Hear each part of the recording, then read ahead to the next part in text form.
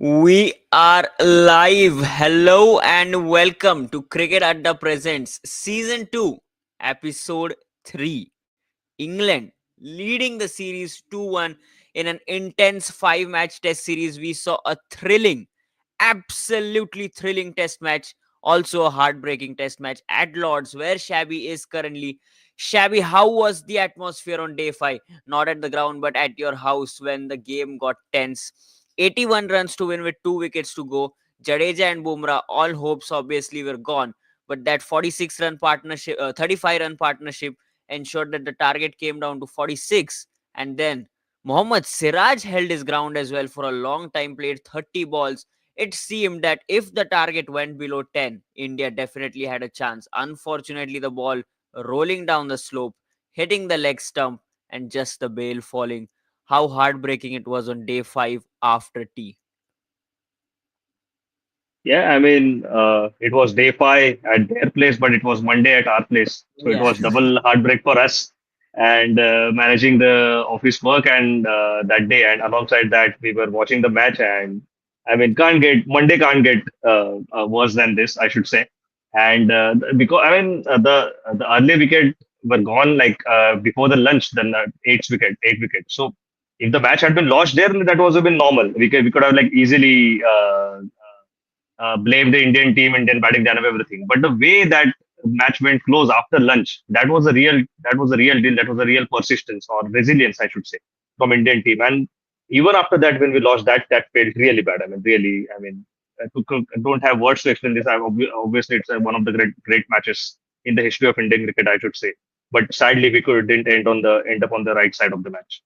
Yeah, definitely. We will discuss the whole match as well, Amrit, but let's stay on day 5 for a while. As Shabby said, 82 for 7 in that opening session, finished on 111 for 8 if I'm not wrong. And India needed 81 runs, 112 for 8, 81 runs. That middle session, that was an extended session as well, 51 runs in that session in 31 overs, so not a lot happening, but it was intense cricket. It was fun to watch. And Jasprit Bumrah holding his ground for a lot of time, and then Jadeja taking singles. Let's go to day 5. I saw Shabby's message on the group as well. He didn't really agree with what Jadeja did there, or he thought Jadeja could have taken a lot more risks. We discussed it on DM as well. Probably the reason could be is that the ball had gone soft. Every fielder virtually was on the boundary. So Jadeja had to time it well or just hit it out of the ground, which is not easy because they were bowling stump to Jadeja, whether it was Braden Carr, Stokes, Archer, or even Chris Wokes. Shoaib Bashir, for that matter, bowled a few overs. But again, it's quite a high risk. It could have easily gone up in the air and Jadeja would have been dismissed and the game would have been over there, then and there. So do you think Jadeja made the right decision of taking singles and giving the fourth or the fifth ball to Jasprit Bumrah and then Mohammad Siraj? I think in that moment, in that situation, he did what was right. Probably he could have taken few more risks, but we won't know unless we are in his position in that mindset. But I think he did try a couple of times to go for the boundaries, and maybe one or two times he did get a boundary. But even if you know the boundaries are not round at Lords, it's I think kind of a square or rectangle, Yeah. so not really easy to go for the boundary, especially if you are playing against the slope. So I think in that situation, what he did was appropriate as per the situation. But definitely, if he would have got support from the other side, from the other batters, then that might have sealed the game for us.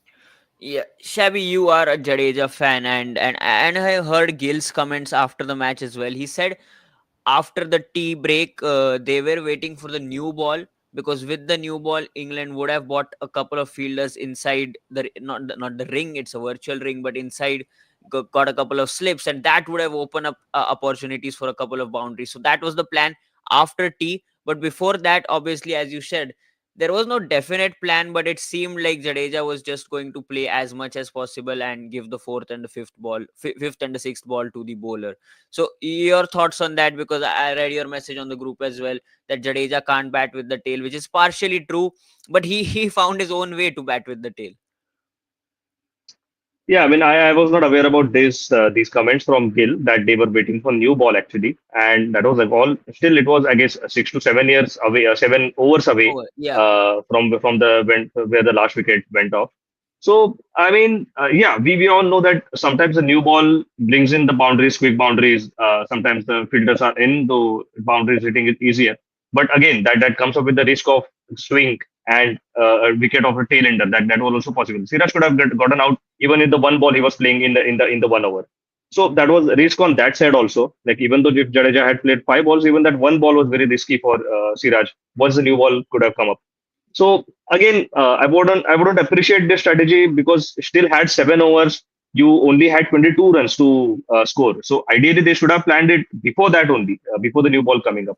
But I mean, not very sure what going on in Jadeja's mind. And again, as you again rightly pointed out, there were no plans actually. They were just trying to spend the time trying to pick up overs as many as possible by taking a single in the one single run in the over on the fourth or fifth ball, and then just going on and on and on. So it's okay. I mean, we got the extended session. It went till almost 40 or 50 overs. That is really appreciable. But as we rightly said, that there was no plan that where this going to end. What is the end of this? How we are going to end this? Who is going to hit that quick runs, 4 or 5 runs, which will reduce the difference very quickly and put up the pressure on England bowlers also because they were also very comfortable that one run over there were no problems in their side actually. They were also very comfortable that we will get that wicket. We will get that wicket of the 2 or 3 balls that the tailender is playing. And eventually they got them. Bumrah lost his patience because he's that kind of player. We know he attack. He has the world record 37 runs in a single over. So he bound to attack, and we can expect that from tailender, right? Tailender is not supposed to show that much resilience or that much patience which batsmen show. So I mean, that was coming up, always coming up. But then Siraj really played really well, and he didn't lose his patience. But again, the unfortunate thing that happened, we all know what happened. Kevin is joining us today as well. Kevin, the point of discussion is Jadeja's knock here. Obviously, high on appreciation in the cricketing world as well. But you had put a photo on the group of Sanjay Manjrekar's comments, as we all know Sanju Manju, who doesn't like Ravindra Jadeja personally in 2019 as well. But Shabby as well mentioned that he was not a big fan of what Jadeja was trying to do there. Just quickly, your thoughts on what happened on day 5 after lunch when 81 runs were required, and it was a slow burn, but it was interesting as well at that point of time because the runs kept on reducing over by over. Yeah, there is a bit of truth in what Sanjay Manjrekar said, but I think the way he put out his opinion, I think it just came across as being, a bit narcissist. If, you know, I think, yeah, but it like Shabby mentioned, I think some really good points over there. The h- how were you going to win the game? It was by putting pressure on the English bowlers, and let's not forget that England were a bowler short, Shoaib Bashir, and we have had we've had these we've taken smart remarks at England's bowling, saying that the let's give Shoaib Bashir 1-2 wickets and then milk him for 100 runs. And in that fourth innings chase, he didn't bowl much. So there was no if India had to win this game, they had to target a particular bowler, and it had to be Chris Wokes or maybe Bryden Cast. They had to take some chances, and Jadeja unfortunately didn't take those chances. And I felt that during the game when there was that LBW decision which Wokes got in his favor, which Jadeja reviewed, and it said not out. After that, the next ball, I think he went for a six, For a and I six, thought, yeah. yes, and I thought he's going to be aggressive at that point, but he just went back into his shell. And with Test cricket, this is where I have a lot of respect for a player like Rishabh Pant because he knows when to attack and when to be defensive. And in that case, Jadeja has always been defensive when it comes to Test cricket. Now, if he had someone like an Akashdeep with him at the other end who was going to make the shots and he held 1 foot, it made sense. But when you had Bumrah and Siraj, the only way to win was to be aggressive, go for the runs, and just have the tailenders block. But if you see the way the game panned out, I think Bumrah and Siraj defended close to 100 balls. So I think, yes, there was an opportunity that was missed, but I honestly, when I was seeing the match, I didn't have many expectations from Jadeja to win it. I thought he was going for the draw because it was equally poised. And at some point of time, England was going to tire out. Let's not forget this was a four pace bowling attack that had bowled close to 20 plus overs in the first innings, and they have been bowling 20 plus overs throughout the Test series. So at some point of time, they were going to get fatigued. And I thought, maybe his plan was to just play it out and wait for the part timer to come in. Unfortunately, that it didn't work out, but the approach I felt was a little bad, and I don't want to blame it completely on Jadeja. I felt that the management also needs to be blamed because they made a poor decision by sending Akashdeep as a night watchman. Honestly, had they sent let's not forget that India had batting till number 8. They could have sent someone like Washington Sundar was my ideal choice in that situation. They could have even sent Jadeja if required in that situation just to play out. Because what you did is by sending Akashdeep in, you gave England the hope that that they could get another wicket on that last day, on that fourth day, and that's where the momentum switched and England got charged up. Had they sent someone like Washington Sundar, who's very solid and who would accept the challenge of batting up the order, because now currently you see that with the musical chairs that India is playing with the number 3 position, they had an option of going with the more solid guy in Sai Sudarshan, but they chose an attacking player in Karun Nair to play that role. So I feel that in case if there is something that they could look towards improving, or if there was something that they could have considered on that fourth day in that third innings, in that third session, I think it would be to have promoted Washington Sundar. Let's not make a mistake. He definitely went out cheaply, but these things happen. But wasting a wicket of Akashdeep, who's someone who can go for the shots, and you asked him to be defensive, you lost the plot over there because boundary here and there. I don't think India had a lot of boundary options during in that last session over there, and you can't blame them also because once the ball gets soft, it's very difficult to get it off. So yeah, these are some things that I felt. It's I don't want to blame Jadeja, but honestly, I don't have many expectations from Jadeja to win it. Also, he if you see the a batsman, an all-round option who's giving you 450s in the Test series, you can't expect more from him. It's not his job to win you matches. I can understand if it was 50 runs to get, makes sense, but I think India needed a lot more than 50 to win the Test match. So you have to give him at 35, 36 to at 35, 36, if a guy is performing and he's offering you a lot, you can't expect him to more. Can just give me a little more? Because when you talk about Stokes, as one of the best all-rounders of this decade, let's not forget Jadeja has 3,000 Test runs and 300 Test wickets as well. He doesn't get spoken about in those conversations, but he definitely has a very good record. And I'm a little surprised that he hasn't played much in Sri Lanka, else his record would have been much more magnified. He struggled a bit as a batsman in South Africa, but besides that, if you see, he loves playing in England and against England, and his record speaks for himself. Yeah, definitely. We can't blame much on Jadeja because, as you can see on the screen, 4 consecutive half centuries. The only player I think in the last 70 odd years or something to get half centuries at Lords. So it's a great record to have. Yeah, he hasn't got the wickets with the ball, but I think he's doing more than enough with the bat at number 6, number 7, based on when they are sending him. Uh, but Kevin briefly mentioned about the other all rounder on the other side, Ben Stokes. What a guy! 3 wickets, bowled marathon 9.2 and 10 over spells on day 5 at Lords.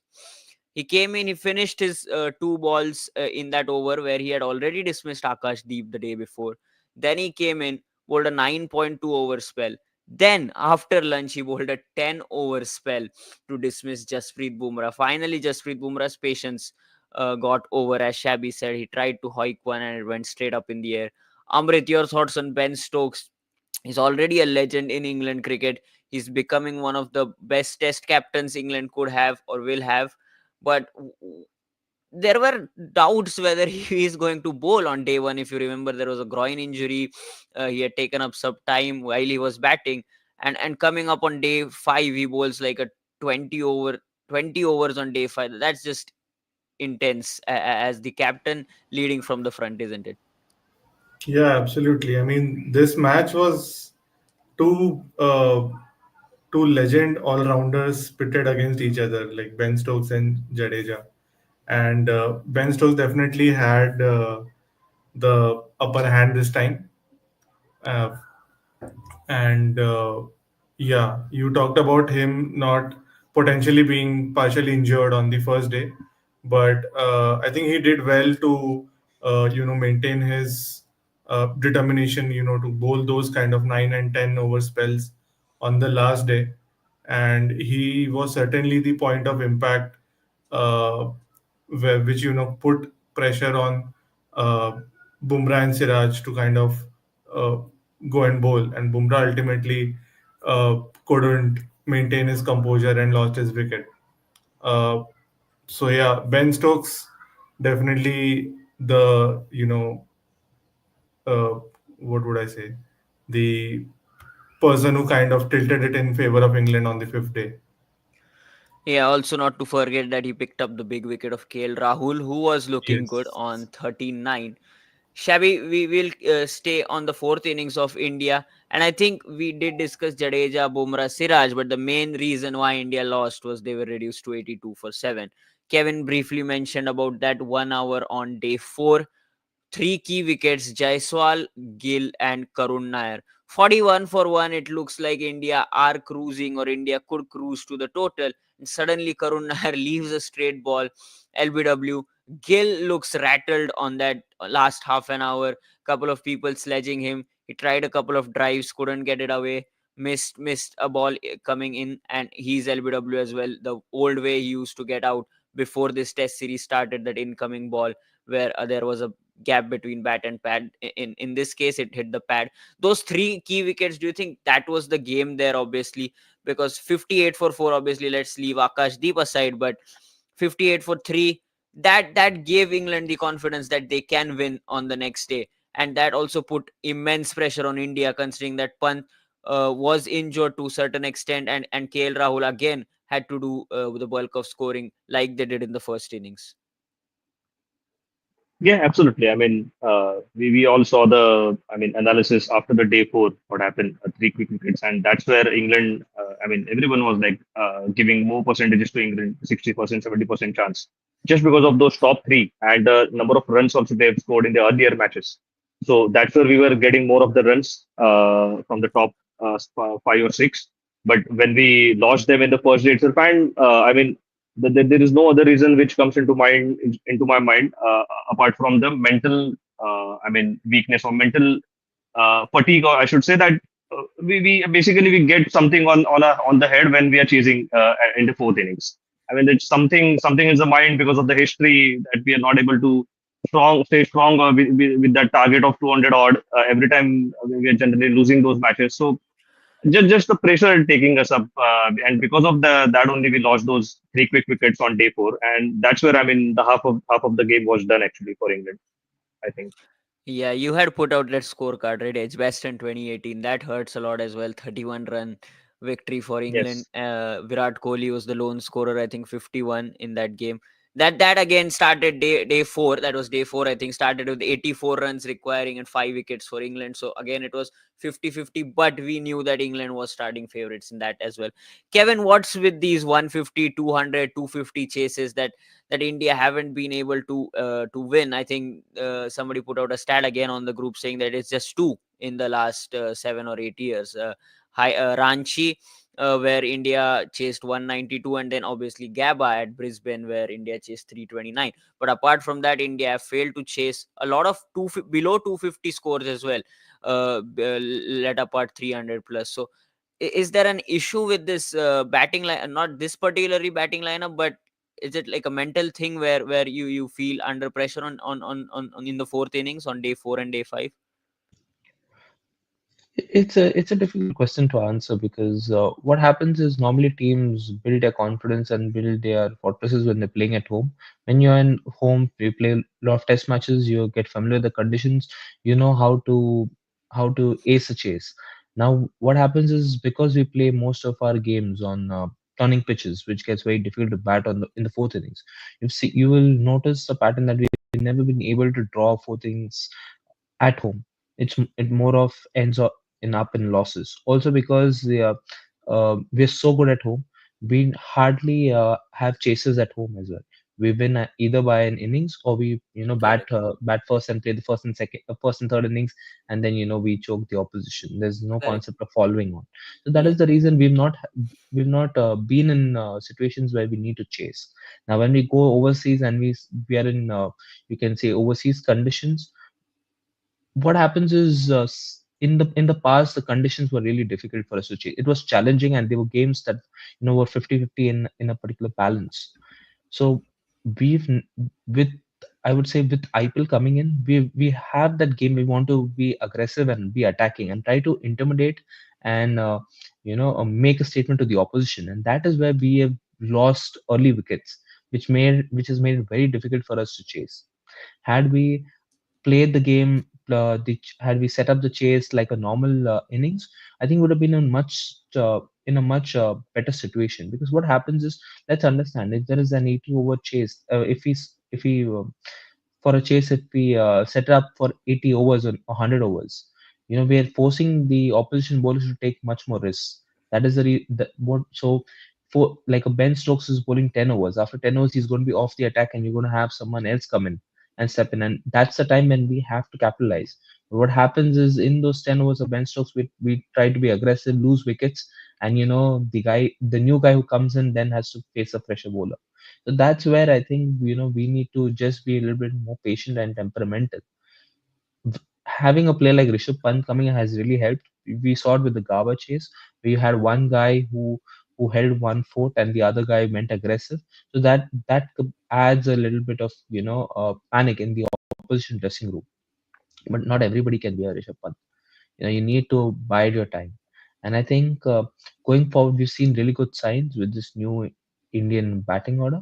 It's just a few positions that need to be, you know, filtered out and identified as to what is the expectation for, because these are the best batting conditions that we have seen in England since the Correct. last, I think, three tours, Yeah. 14, 18, 22. We didn't see you know such flat batting tracks. So there will be an opportunity for us to work on this, but I think that it's all about winning one game, one chase overseas, and I think that we'll have broken that mental block, and I'll give confidence to all the people around. Interesting points there from Kevin. Amrit, let's go back in the game as well. Day one, day two, day three, and virtually day three ended on equal points because both teams got 387. But Joe Root 104 in the first innings, getting his name on the honors board for the eighth time. That was an interesting part there where he remained unbeaten on 99 on day one and came back on day two and got his century. But Jasprit Bumrah that day morning, 271 for 7, reduced England from 251 for 4 to 271 for 7. And it seemed that England could get bowled out for around 320. But Jamie Smith's catch was dropped and Jamie Smith got a 50. Braden Cars got a 50. And that allowed England to get to 387. And then on India's side as well, 107 for 3 when they ended day 2. It seemed that India will fall short, but then at 248 for 3, it seemed that India might get a lead with KL Rahul and Pant batting the way they were. And then that run out, we'll come to that run out as well. But before that, these three, Joe Root, KL Rahul and Jasprit Bumrah, getting their name on the honors board. Jasprit Bumrah, obviously he wanted it. That's why he missed the second test, came back for the third test, and he did his job, didn't he? Yeah. So I think Joe Root has been one of the phenomenal uh, performers in tests among the Fab Four. You know, again another addition to the Lord's honor boards. Think who else? KL Rahul, his second 100 at Lords. I think even before the match, I was discussing with Shabby that I would bet on KL Rahul getting another 100 at Lords, because uh, we had also kind of joked about Gill maintaining the legacy of Yeah. star captains not getting 100 at Lords, and we have seen that mostly the players who have that kind of class and finesse in their batting, they are able to get to that elusive 100, which even Sachin Tendulkar doesn't have, and only certain players with that particular finesse or class have been able to get hundreds at Lords. Jasprit Bumrah again, high time that he got his name there as well, and I think it's a great honor. I think after 2014, he's the first Indian on the bowling honor boards. Yeah, So correct. 2014, it was Ishant Sharma and Bhuvneshwar Kumar, first innings and second innings. That was great. Shabby, you are at Lords.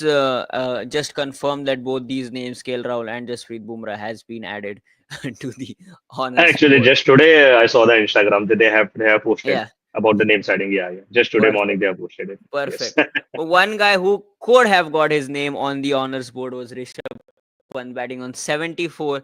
Three balls before lunch, decides to take a quick single because KL Rahul was batting on 98, hoping that KL Rahul gets back on strike and gets his century before lunch.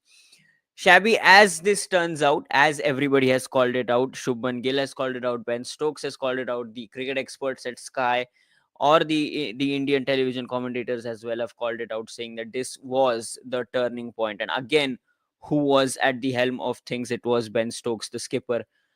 What do you think of this? Obviously, it was a misjudged run. It was a quick single which couldn't have been made because Pant did stutter for a bit, but despite that, he was quite short of his ground. So there was no way he was going to make it, probably. And obviously, there was a direct hit which made things worse for him. But how big of a turning point this was, because people are talking about India could have got a potential 50-60 run lead had this partnership gone for another 10-15 overs after lunch. Yeah, I mean, marvelous gameplay from Ben Stokes actually, and I guess Pant was not expecting to come at his end actually. Ben Stokes actually, I mean, reversed and threw it in that end, and that was, I mean, what a gameplay! I mean, what a athletic person, and I mean, I know, I mean, there is Pant to be blamed, and we all saw that the Indians are going after milestone. He wanted KL to get this 100 before lunch and all that. I mean, it's okay. I mean, everything is true, but honestly, players do take such risks, right? Once or twice in the match. I mean, that was one of the risks, but that was brilliance from Ben Stokes to actually get to a direct hit, actually. And I don't think if it had not been a direct hit, that was not out of it. That it would have been very Correct. close if the Correct. Yeah. player would have collected and hit it on the stumps. But only because it was direct hit and that too the reverse direct hit. I mean, he was not expecting ball to come at his end. So that was actually we have to give it to Ben Stokes actually. I mean, we can blame Pant and KL Rahul, but we have to give it to Ben Stokes. I mean, that was real brilliance for him. So yeah, I mean, that was a turning point. And again, the all-rounders that we had, they couldn't perform in the first inning, sadly. Again, Washington Sundar and Nitish Reddy. So even after that wicket, we were expecting score to get above 400 or something, but sadly we could reach only till I mean 387 exactly, and that's where I mean maybe we should have had a lead in the first inning whenever you are going to chase last. I mean fourth inning. So because without that you won't have that mental advantage when you're going to going to chase into fourth innings if you don't have anything in the first half. So again, that was a pressure, that was a mental thing from Indian side that they couldn't get any lead in the first innings. Yeah, Kevin, talking about personal milestones, I know you have some thoughts on this. What do you make of what happened on day three before lunch? Last over, Shoaib Bashir. That was a short ball. KL Rahul could have easily put it away. Unfortunately, hit it straight to the fielder, which made sure that he had to wait on the non-strikers end on 98, and Pant trying to get him back on strike to get his 100 before lunch. That's the key point there. To get his 100 before lunch. Your thoughts on that whole thing? What happened there? It's a bit disappointing, but I think it's the first time I think that's happened. So it's a one-off. Like it's not something that I would look into too closely. Now I know, I understand that Gill made a mention that they lost the momentum over there, but that's how the game is. Like it wasn't. I wouldn't say it was a careless decision. Let's get this right. It was a direct hit. It was. It was pure brilliance for Ben Stokes. And if he had missed, we would have perceived things in a different way. So I don't Correct. think Yeah. it. Yes, like I see you. If it's 80-20%, if it's it was 80%, probably he would have made it. 20% it wasn't. It's a good probability he should have taken, because you don't expect these players just to go for boundaries. They have to take, and they have to keep the fielders around moving. Anticipating what is going to be the next move. So I don't feel that was that bad. Just because the result didn't go in our favor. We are highlighting this particular decision. Let's assume if India were able to chase this particular in the fourth innings, we wouldn't have been considered that as a big turning point. So India made 387. They matched up England's first innings score. And the fact that I'm very impressed and I'm proud of is the bowling. And you never thought that this bowling was going to hold England to, I think was 387 in the first innings and around 250 in the second. No, 192. It was the exact score which India had to get. 192, So 193.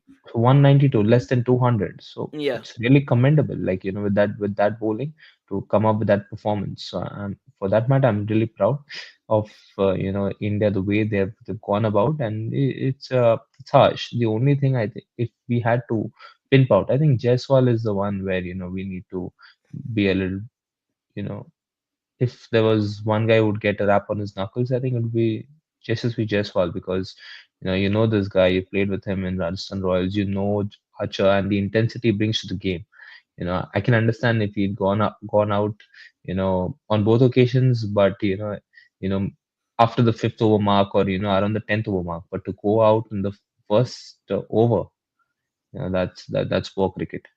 Especially for someone who has had a really good tour of Australia, and now he's got his first century in England as well. So Yeah. from someone and who has aspirations of being a captain as well. So from such a player, you expect much better. So besides that, I don't think there are any more areas. I think this Reddy did his part. He bowled good overs there, kept things tight. He offered some solidity in the first innings as well. I don't want to look much into the second innings collapse, because the ball was doing a bit. I don't know. I don't think they changed the ball that much, but England exploited and used the slope very well to their advantage. So I would like to give them credit for that. But besides that, I don't think it's something that needs to be looked at. Yeah. Yeah. The point which you made, Yashasvi Jaiswal, yeah, his dismissal in the second innings particularly was disappointing. Trying to pull a ball well outside off stump, and on both occasions getting dismissed to Jofra Archer. Let's move on to Jofra Archer as well, who made his comeback after 4.5 years in the test format. And Amrit, he looked class. The way he was bowling 145, 150 consistently in England. They gave the speed in miles. They kept saying that it's over 90 miles, over 90 miles. And that over to Nitish Kumar Reddy as well in the first innings, where he kept bowling bouncers. And then again in the second innings, he got the big wicket of Rishabh Pant as well on the fifth day morning. Jofra Archer was right up there in his comeback, wasn't he? Yeah, yeah. I mean, we know what he can do. We remember the bouncer to Steve Smith in the Ashes. Uh, but I think he was still not at 100% of his workload. He bowled, I guess, shorter spells, and Yeah. but even then, he was able to make pretty good impact on the match. Uh, having picked very important wickets in both the innings. Uh, but yeah, even what Kevin said, that Yashasvi Jaiswal could have probably tackled Archer a bit better, considering that they both have spent time together in the IPL. Uh, but yeah, hats off to Archer, and even Bumrah mentioned that he was happy to see Archer back in tests, and that shows that kind of sportsmanship spirit that they have. But it would be good to see how Archer continues uh, further in this series, and if he's trying to get more in his workload. Yeah, Archer definitely right up there when you want to watch fast bowlers in Test cricket. On the other hand, Mitchell Stark as well played 100 Test matches, getting the quickest 5 wicket haul. But yeah, staying on this Test match for a while, Shabby. One selection which I have criticized a lot, but he proved me wrong, was Washington Sundar, 4 for 22 in the second innings. Though I didn't like his comments after day four, where he said we are definitely winning after lunch. That amount of confidence turned into overconfidence, probably because he himself got out for a zero. But let's focus on his bowling. 4 for 22. 4 for 22 in that second innings, when there was a partnership building between Root and Stokes, and it seemed that probably the target is going to go over 250 and outside India's reach. But he got the big wicket of Root, got the big wicket of Jamie Smith. Let's not forget that Jamie Smith has been really, really good in this series. He could have got a quick 50, but got him out and then got the big wicket of Ben Stokes as well. And then Shoaib Bashir to innings, 4 for 22. It was just not expected from Washington Sundar on a day 4 Lord's pitch, was it? Yeah, absolutely. I mean, surprising is the correct word to mention here. That no one was expecting to have that impact from Washington. We all were expecting something from the Akashdeep maybe because he didn't Yeah. have very good first innings, and a bit from Bumrah obviously and Siraj. But Washington came out of syllabus, I should say. And I mean, when I saw the analysis and all, I realized that it was not a spin, but it was skid that he was doing, and that actually got England. Most of the balls were like going in very quickly after the bounce, and then that's what the straight balls which went to the stumps. And I guess how many of bowls? I guess three bowls were there All from four were four, bowled. or All all four four were were bowled. bowled. So, Yeah. so I mean, no doubt. I mean, actually surprised, and I just hope that he continues that way. I mean, I mean, the conditions would be very similar in the other grounds as well. I'm not sure how many matches he'll get from the next two. Uh, Gambhir's guy, he might get both of them. So I just hope he continues that. I mean, it should not be like one of the match that he's playing such way that he's not giving you very much to batting. I mean, there is no 50 so far. So at least you should have some balance. I mean, 30 runs and 3 wickets, something like that should come up. Then only, I mean, he deserves the place in the exile. Yeah, Kevin Shabby mentioned Gambhir's guy, which is true to a certain extent because everybody was talking about Kuldeep Yadav, getting in Kuldeep Yadav or even an Arshdeep Singh, but he went in with Washington Sundar to add batting depth, not the second spinner, but he did prove his worth with the ball. Your thoughts on what is happening with Nitish Kumar Reddy and Washington Sundar? They are like bits and pieces. I don't know if you're allowed to use that word here after Sanju Manju, but that's how it seems because they bat at number 7 and number 8 at this point. Jadeja has been promoted to number 6. But do you like what you see, or do you think it's better to play specialists at that positions? It's a tough question for me to answer because if you see the impact that they've had, what happens is when you have these two bowlers, Nitish Kumar Reddy and Washington Sundar, and both are keeping things tight. It's not like they're going for a lot of runs like Sadul Thakur was going for, because they're keeping things tight at their end. So you have Bumrah, Siraj, and Akashdeep who come in, and when they come in, they're pretty fresh. They don't have to bowl longer spells. They can bowl shorter spells. They're much more effective, and that's how it's helping India. That is the reason we're able to win the second test. We were really competitive in the third test as well. So having two other bowling options is, it's all depends on how the captain is using them, and Gill is using them really well. So that is where I feel it's helping. Now, who do you bring? Like, let's say if you bring Kuldeep Yadav in place of Washington Sundar, so what are you losing? You're losing on batting. Your tail becomes longer. And do you have a batter like Ben Stokes when he won that Headingley Test, when he was been playing his first innings in his first series in Australia, and he got that 120. He had the ability to bat with the tail. If India doesn't have that batter, there was only Kohli whom I remember who had some ability to bat with the tail and score the runs. But besides that, India doesn't have that batsman who can bat with the tail. Maybe Rishabh Pant, but Rishabh Pant, because he's batting at number 5 now, I don't see him batting a lot with the tail. So because India doesn't have that batter who can bat with the tail, having a Washington Sundar makes much more sense than having Kuldeep Yadav. Because imagine me as a bowler, if I'm me as an opposition bowler, and I look at the batting lineup that has Siraj, Bumrah, Akashdeep, and Kuldeep Yadav. I'm going to get really excited when India's 5 down, and I'm going to be pretty charged to get them out very clear, very quickly. So that is, I think, having these two bowlers is an advantage, and they're doing well. If they were not doing well, I would have said, okay, fine, let's get Kuldeep Yadav. But I don't think we even spoke about Kuldeep Yadav. If you had not brought it up, you wouldn't have even considered him for the next Test match because India didn't miss him, So I had if in case England goes for a completely flat batting track and you say, we want to bowl a lot more of spin, that then you could consider having Kuldeep Yadav come in place because at the end of the day you just need to take 10 wickets and 10 good balls could get you that. And this in besides Joe Root, I don't think I'm confident about any other batter who will do well against Kuldeep Yadav. I don't think Jamie Smith has played him. Harry Brook has struggled to play him in the IPL also. Then you have Ben Stokes. Ben Stokes, his batting is not up. He's not doing that good. Zach Crawley anyway is struggling. I don't think he'll face the spinners at all this series. And Duckett is there, who I see maybe Duckett might be a good challenge. But besides that, I don't see that there is a way to include him. If you want to, I'm very curious to see what happens with Siraj. Do you want to give him another Test match?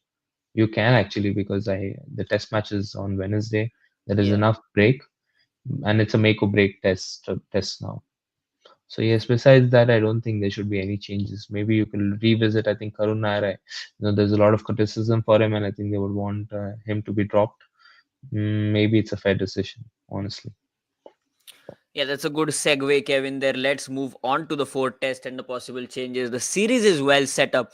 Make no mistake, it's not over yet. Yes, England are leading 2-1, but there are two test matches to go, and Bumrah is going to play one out of those two. Considering the comments what were given before the test series started that Bumrah will play three, he has played two, so one more. Let's start with England. First of all, the news which obviously everybody knows is that Shoaib Bashir is ruled out of the series with an fractured finger. Jadeja hit the ball so hard that Shoaib Bashir won't be part of the test series anymore. Hopefully he can make it on that plane to Australia in a 4 months time. But Amrit, Liam Dawson replaces Shoaib Bashir. Is it a straight swap in the 11? And the other thing which I'm hearing is that Gus Atkinson might replace Chris Wokes in the 11. That would not only make their bowling stronger but also their batting strong. I mean, Wokes can bat as well. Atkinson has 100 as well in Test cricket. So that basically means they will bat till 11, and the tail will score even more, 50 more runs against this Indian batting lineup, bowling lineup. But yeah, Dawson for Bashir, I think that's a straight swap in the 11. Yeah, I think Dawson will also add strength to their batting as well. Correct. And I think Dawson is a left-handed spinner, right? Left arm, yeah, left arm spinner, yeah. Yeah, so India already has a bad record against left-hand spinners. Shabby and I witnessed in Pune. So I'm When hoping Kevin's for favorite Mitchell Santner picked up 7 wickets from one end, right? yes. So I'm hoping Dawson will have a impact, and I'm also hoping that I think you mentioned that Crawley might go out for Bethel. That could be a potential change. Shabby, your thoughts, Crawley or Pope? Do you see Bethel coming in for one of these, or do you think they will stick with the top three, which they have Crawley, Duckett, and Pope? I'm not very sure what's going on their batting lineup. I mean, Crawley did score well in first match, right? Yeah, With correct. that partnership, big partnership in the fourth inning. So I don't think there is anything to drop him. But if the Bethel has good form and the thing, I mean, good records, then they might consider replacing him. Not very sure about the batting lineup. Bowling, they have the straight swap, and yeah, the workload of Chris Stokes or might be dismissed. So again, can be replaced. Gus can, as you rightly said, Gus can replace the Wokes, I guess. And talking about India, I'm thinking about Siraj workload now. I mean, do we need to discuss that Siraj workload? I mean, how many matches is going to be? Because then now we have again the two tests on very quick succession. Yeah, yeah, we will get to the Indian team as well. Kevin, just quickly on the England team. Dawson for Bashir, I think it's a straight swap. You see Atkinson coming in. He needs some match time before the 2025 Ashes, as they call. Yeah, I think so. I think Chris Wokes looks cooked. He's just got that wicket, and it's we're happy for him that he did well. But besides that, I think Atkinson looks promising. I want to see him go against India to see how good he is Hmm. because there's a lot of hype around him. I think he got Yeah, 10 wickets in his first innings. He's got a century also. I don't know yeah. whether he'll get a 50 against India. I'm not sure about that. But from that point of view, I'm excited about that bowling lineup. I don't know if is Mark Wood, in Mark Wood, line. they're talking about fifth test, not the fourth for sure. Fifth test, maybe he might get fit for the fifth Okay. test. Okay, that'll be exciting because Bryden Cast has done really well. I'm very impressed with what I've seen of Bryden Cast. Yeah. But from the batting, I think Zach Crawley needs a break. I don't know whether he'll give him the fourth test match as a break or the fifth one, but he's not doing well. There's no impact from him. I can understand if he was going aggressive and losing his wicket, but he looks that he's been found wanting. And Jacob Bethel, there's been a lot of talk about him. I want to see if he's really that good. I want to see him go against this Indian bowling lineup and see whether he's worth the hype or not. I'm just excited about that perspective. This is the first time that we're going to see not a lot of Yorkshire batsmen. There's just two of them. Brook and Brook Root. I and don't Root. like to Yeah. consider Root as a Yorkshire batsman because he doesn't have the ego that most of the Yorkshire players have of in the past. But yeah, there is. I would like to see Bethel open actually and have Pope at number three. There's a lot of criticism around Pope, but he gets one good innings, one century, and then he's like, "This is done." My contract says that I can get just one series, but yeah. Besides that, I'm happy with this England batting lineup. The bowling, I was a little bit concerned, but they've done well in patches. Both teams are well placed. You know, I, but I think England has the edge now, especially after the confidence that they're going to go into the fourth test after winning the third test match. Because I didn't see that they would win that test match. Defending 190 against eight Indian batsmen with almost five in good form. I didn't see that coming. I thought, India had that game in the bag. And I don't criticize Washington Sundar for his comments, honestly, because, had India won that test match, then definitely, we would have been appreciating that comment and saying, look at New India and the confidence that they've had. They said but it backfired. And, you know, the only criticism that he should get is that he should have scored at least a single, you know. Yeah, he should have at least, contributed, to them, Yeah, at had least he one run. scored those 23 remaining runs, we would have praised him. Yeah, he should have at least got one run. He could have bettered Siraj for that matter. But yeah, Yeah, true. Now let's move on to India. Shabby, you have a lot of thoughts here. Let's start off with the big question. Jasprit Bumrah, I think he will play because there is an 8 day break. There are still 4 days to go for the test match to start. He didn't bowl on day five as well. I mean, the fourth innings was India's batting, so he got that rest as well. You can say so.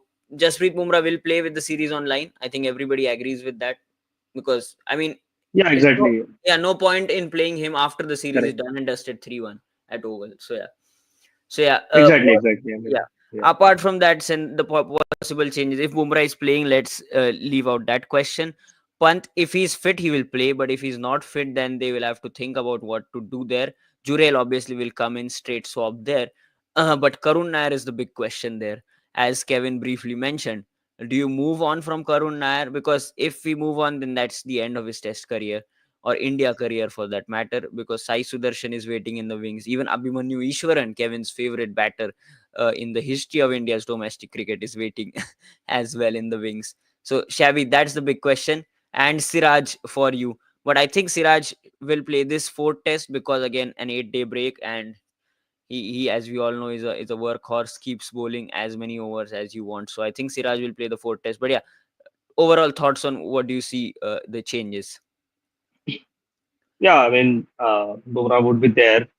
Talking about Karun Nair, let's address the elephant in the room first. I mean, Karun Nair, I guess he will get one more chance because he looked good.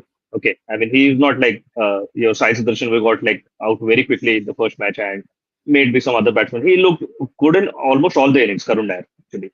and the 40 odd they did in the first innings on this Lord's pitch was, I mean, really appreciable, I should say. So that's why they want to. I guess they will consider giving him one more chance. I guess one last chance. That if that's the right word. And let's see what it does. If the pitch is a bit more batting friendly than Lords, then he might get in 50 or 100 there as well. So I hope and he'll get one more chance. Just because another thing is like if you are replacing him with Sai Sudarshan suddenly. So see, you have dropped Sai Sudarshan after the first match. Correct. The drop is the word. So he will also be low on confidence, I guess, to get in suddenly and bat at three again. And again, with the India already behind the series, so there will be expectations from him to score good. So instead of bringing in some new guy who is already low on confidence, we can just persist with Karun Nair or the fourth test as well. And let's see what happens. I mean, if you're still having the good bowling lineup, you have Bumrah, you have Siraj, then I mean we can afford to give him one more chance, Karun Nair. And Pant's talking about Pant, I guess he will get fit. I guess. I mean, what I heard is that it's not a finger fracture Yeah, actually. it's not a fracture. So Yeah. if it's not a fracture, then I mean it should get resolved within 10 days. I guess. So he should play. I guess. And Mhm. talking about Washington and Nitish, I'm not sure. That's only Gambhir can tell us if they are going to uh, play or not. But now talking about Siraj again, I mean, if you're Mhm. saying that Siraj will play because of there is break, so in the fifth match, then you won't have Siraj and Bumrah both. What do you think? That's an interesting question. That's an interesting question. I didn't think it through. Yeah. Because if India win the fourth test, then the fifth becomes a decider, and you can't drop. You can't. No, I'm not saying drop, but you can't have both Siraj and Bumrah not playing. That would be that would be a completely new bowling lineup then. Amrit, your thoughts on first of all Karun, because that's the big question. I think Bumrah and Pant will play, hoping that Yeah, Pant will get fit and Bumrah is fit as well. Karun, and then the Siraj question as well. I think Karun will continue because he has looked good so far with his batting, just not able to convert his starts into good scores. Even Rant and Descarte also mentioned that they are going to continue with the batting combination. They are not Hmm. going to fiddle with it. Hmm. Uh, because he has not been able to get runs, but he has looked good while batting, even in the nets. So Karun should continue. Siraj, I'm not sure if we have any backup for Siraj. I think Arshdeep is injured, so you only have Prasid if you want to Prasid. get him back. Yeah. Yeah, but even Prasid has not given that much confidence, so there is no other option other than playing Siraj. Yeah, I think the only option they seem that Siraj will play all five. That's what Yeah, I'm seeing. Siraj yeah. will have to play all five, unfortunately. Kevin, your thoughts on Karun Nair? You briefly talked about him. I think he gets the fourth test as well. It's difficult because someone has to be made a scapegoat for the loss. So I don't know how things work over here. Yeah, because imagine you play Karun Nair and if you lose a test match, then so how does it get perceived? What do you want? Because Sai Sudarshan looks solid. I don't know who's making the calls, and ideally, if you backed him for three test matches, I think giving him another chance, wouldn't do wrong. Because if you suddenly bring Sai Sudarshan now, and if he fails, then what do you do? Who do you go back to? And I don't think we discussed what happens to Rishabh Pant. Is he playing? Because I read that he's they are considering him as a pure batsman because he will not be able to keep wickets. So I'm not sure. We discussed that, or I was. We didn't. But what Rant Endoscate said is that it should get fine till we reach Old Trafford, Manchester. He'll try and keep in Manchester, and then they will decide or take a call on that. Because if Pant can't keep, then I think Pant bats. And then Jurel comes in for Karun Nair. I mean, the batting order will change, but that's what will happen if Pant can't keep, because I think they will play Pant as a pure batter if he can't keep. But But then, one point I heard that if, yeah, if he's playing just as a player, then mhm, he has to field in outfield and without the correct. gloves. So that Yeah, gets more risky for him with the injured finger. So Yeah, that's Yeah, that's the point as well. I think Ravi Shastri said that he shouldn't play as a pure batter because then he will injure his finger even more in the field and he will miss the fifth test. So that's a question. I think he has to keep if he's fit by the time we reach Old Trafford, which is in a couple of days. Let's see. We'll get an update in the next couple of days, I think. yeah, because I remember Sehwag, in one of his old podcasts was saying that if an injured player plays match, and if he gets injured again, then you don't get a substitute. I don't know Correct. how true is that rule. So in case if India picks Pant pure as a pure batsman, first of all, I don't know where he's going to field. What is the fielding position? Because it's we have too many slow movers in the field, so he'll have to be in one of those close catching positions. So I'm surprised. I don't know what's going to happen over there, and there's no way the batting order if it has to change, then definitely want to see Washington Sundar at number three for that matter. Yeah, because Gill is not going to move from four, and Correct. Pant would want to bat at five. Jurel Correct. will come in at six. I don't think you'll put Jurel to number three because he's keeping Correct. wickets. So Correct. yeah, Yeah. it's a lot of discussion, but let's see what happens. Currently I think y'all are in favor of Karun Nair. I'm in favor also of giving him one more chance. But I am not sure if they would want to go and give him another chance. It depends on the style of play. If Jaiswal is going to be, is going to be would you can say, I don't want to use the word slow down, but if he plays a bit cautious, then having someone like a Sai Sudarshan over there doesn't affect their chances because you're going to have Liam Dawson. Having another left-hander would be an advantage. Yeah, correct. Left-hander will be an advantage with Liam Dawson in the side. So let's see. The series is well set up. 2-1 England take a lead currently. India have to win the next test to make it level, or else the series will be done and dusted at Old Trafford, Manchester. There might be rain around, so we don't know if it ends in a draw, because everybody here on the panel at some point said that there will be a draw. So let's see whether it's Old Trafford. Quickly before we end the stream, quick predictions. Amrit, who is winning? Is it 2-2 or is it 3-1, or it will stay 2-1 at the end of Old Trafford, Manchester? I think it will be 2-2, given how close the last match was. Uh, and I hope India will get over the line this time. Shabby, your quick predictions on the fourth test. I mean, it will be 2-2 if rain doesn't come. I mean, if rain comes, it will draw, but I don't think England will win this match. India will back. Kevin, I think India haven't won a game at Old Trafford. Haven't won a test at Old Trafford in the recent past. They haven't played as well. 2014, 2018. 2018, I definitely don't remember. 2021 as well. India didn't play at Old Trafford. It has always been Southampton or Trent Bridge. Old Trafford, Manchester. Ashes 2023, it got rained out. Crawley scored a fantastic 180 or something, if I'm not wrong. It got rained out and unfortunately it ended in a draw. What are your thoughts here? 2-2, 3-1, or will it stay 2-1? I wanted to say 2-1. I wanted to go. I want to be a draw. Honestly, I want weather to come in and it spices up things for the fifth test match for sure. You know, and I've given my prediction 3-1, and I want that prediction to be around that. I want one draw in somewhere. So it makes Yeah, I think Old Trafford is the best bet for a the draw. best bet to have Manchester. a draw. Yeah. But honestly, I feel that it all will come down to the toss. Which team wins the toss, especially in these conditions? If India wins the toss, India is going to have that edge. If England wins the toss, they're going to have that edge. So whoever wins the toss is going to have an edge, and please practice well, to win the toss. But yeah, just to spice up things, like if it's not going to be a draw, I don't mind an India victory also. But contingent on Jasprit Bumrah not playing. That's another. I have been seeing polls that he's out of his last 10 matches. I think India has won just one or two matches or something. I don't know how much of that is true, but yeah, because I feel that when you have such a good player, the entire team is banking on him, and what happens is the others get ignored, and that's the reason they're not able to do well.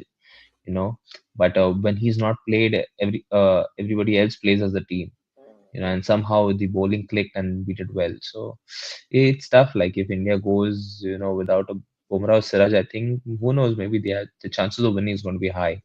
But I this the lineup that we saw, that I think that was the best bowling lineup we had. So if they could stick to it, and they can stick to it for another test match, I think we should have a really good contest.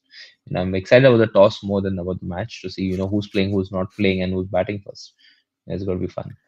Yeah, as Amrit says, Bumrah hasn't won an international match in 2025. Kevin said it right in the last 10 test matches, or sorry, 9 test matches Bumrah has played. India has just won one, the Perth test. We didn't win the rest 4 in Australia. He hasn't won though 2 here, and then obviously we lost 2 out of the 3 Bumrah played against New Zealand as well. So that's true. When Bumrah plays, India is unfortunately not winning. So I'm going with 2-1. I think that it will be a draw, and then Oval will be a so-called decider because India can level the series at that point. Let's see. We will be hopefully back after the next test, or probably after the series, based on if the match is going on the weekend as well. The next weekend the match will be there, so probably we won't be live, but we will be live after the Oval test for sure. If it's raining, we will definitely think of coming in live. Amrit, Shabby, and Kevin will be live if it's raining heavily at Old Trafford, Manchester. Thank you very much. Do like, share, and subscribe. It's an intense test series and it's well set up. Thank you very much.